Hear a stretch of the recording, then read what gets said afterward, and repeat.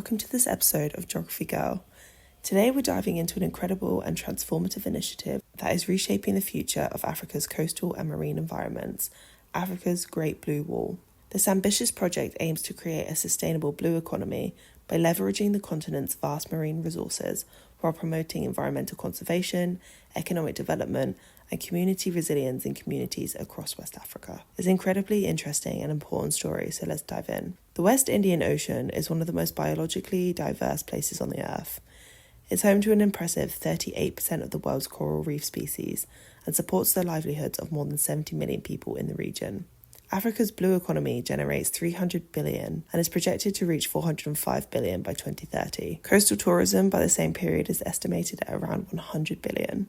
Overfishing, pollution, climate change, and extractive industries are taking their toll on ocean ecosystems, and every single coral reef in the Western Indian Ocean is at risk of total collapse within the next 50 years, unless something is done to reverse it. Taking inspiration from the Great Green Wall Initiative, which is an immense initiative to increase the amount of fertile land in the Sahel, the Great Blue Wall was launched at COP 2026 in Glasgow, in an initiative that aims to unlock the potential of the blue economy to drive nature conservation and sustainable development outcomes. The WIO region comprises of countries in Eastern Africa, including Kenya, Mozambique, South Africa, Tanzania, Seychelles, Madagascar, amongst others.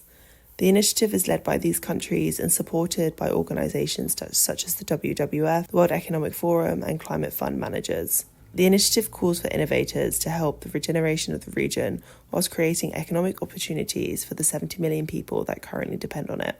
Nassim Al-Main, the chief of green economy in the UN Economic Commission for Africa, says the WIO region hosts pristine coral reefs, carbon-rich mangrove forests, and sheltered seagrass beds. It supports the abundance of marine life, including important species of fish, sharks and rays, turtles, seabirds, and marine mammals. However, due to climate change and other factors, the deterioration of the WIO ecosystem is accelerating, creating dramatic impacts for biodiversity as well as human societies. Threats are mounting from unchecked coastal development, mangrove deforestation, illegal, unreported, and unregulated fishing, shipping traffic, resource overexploitation, unregulated tourism, oil and gas exploration, and heavy sands mining. Island nations continue to grapple with a funding challenge. According to Jean-Paul Adam, Director of Policy Monitoring and Advocacy at the UN, nations should be given priority in climate financing. These countries often have to borrow at huge costs and agree to frameworks not necessarily adapted to their needs.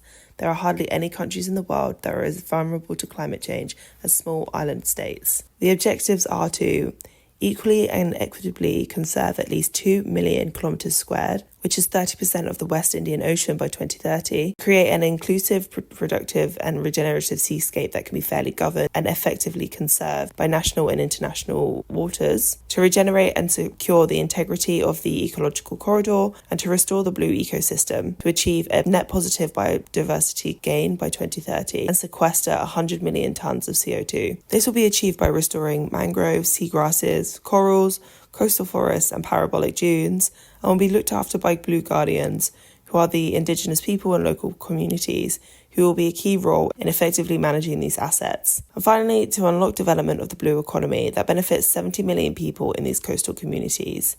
The blue economy is in its nascent stages, and a key challenge is the lack of bankable projects. There is a need for early stage investment. The hope is that seed and venture capital will unlock innovation, investment, and transformational change, in turn creating 2 million blue jobs. Recognising increased debt burdens in African countries, the opportunity to use debt swap instruments to replace existing expensive debt with a more affordable long-term lending could potentially liberate the fiscal space in order to finance some of these priorities of the Great Blue Wall. Biodiversity conservation is key to the success of the initiative. This will protect critical habits to support marine biodiversity and help mitigate the effects of climate change. Healthy ecosystems will provide essential services such as carbon sequestration, coastal protection and tourism opportunities. There will be a network of marine protected areas that will cover a significant portion of Africa's coastal and marine areas. These MPAs will help preserve marine biodiversity, protect critical habitats such as coral reefs, mangroves and seagrasses, and support fisheries management. Tanzania is developing the first block of the Great Blue Wall, the Tanga-Penga Seascape. The Pemba Channel runs between Tanzania mainland and the Zanzibar archipelago. This marine corridor is heavily used for marine traffic, hosting a thriving fishery, substantial marine-based tourism. There are 2 marine parks, the Pemba Channel Conservation Area and Tanga Marine Park. The new marine area will lie along the coast of Tanzania and Kenya. This transboundary area is a unique coastal system. Coral, mangroves and seagrasses are vital organs in the ocean.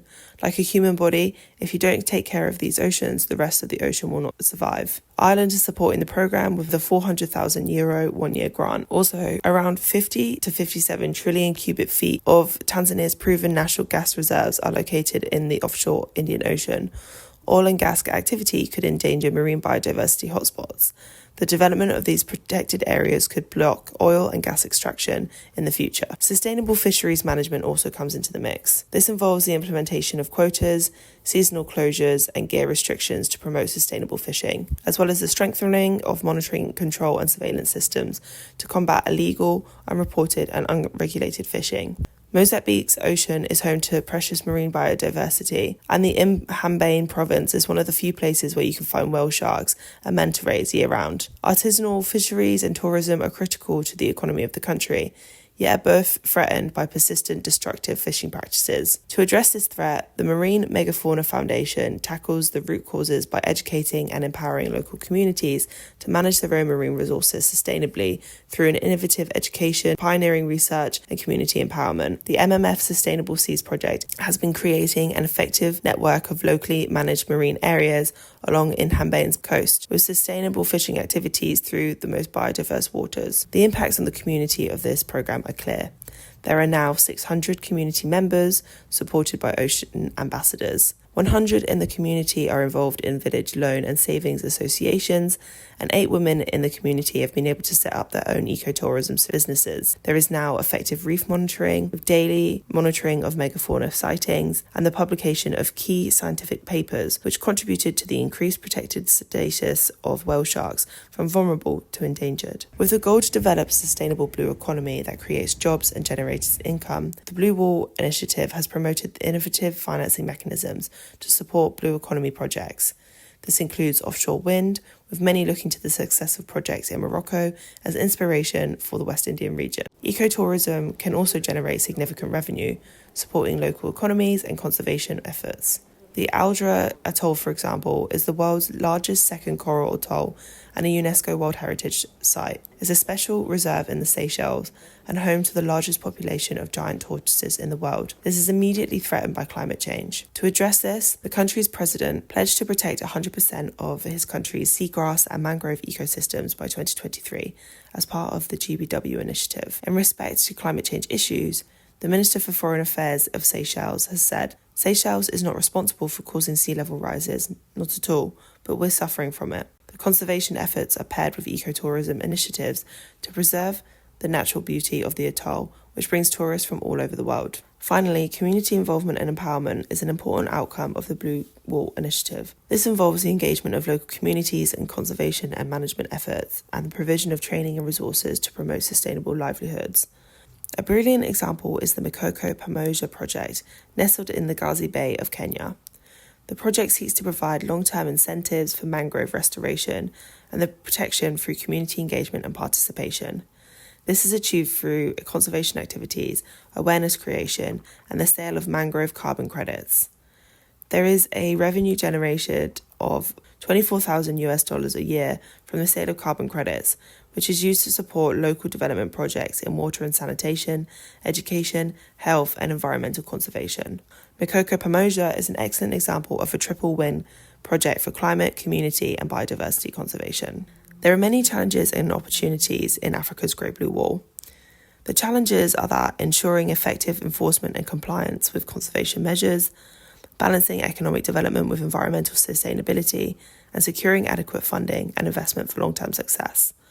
The opportunities are that we're leveraging technology and innovation to enhance conservation and management efforts, building partnerships with international organisations, and raising awareness and promoting community engagement to foster a sense of stewardship and ownership. Africa's Great Blue Wall Initiative represents a visionary approach to marine conservation and sustainable development. Successful implementation of the Great Blue Wall will require concerted efforts, collaboration, and commitment from all stakeholders involved. That's it for today. Thanks for watching this episode, and I'll see you next time.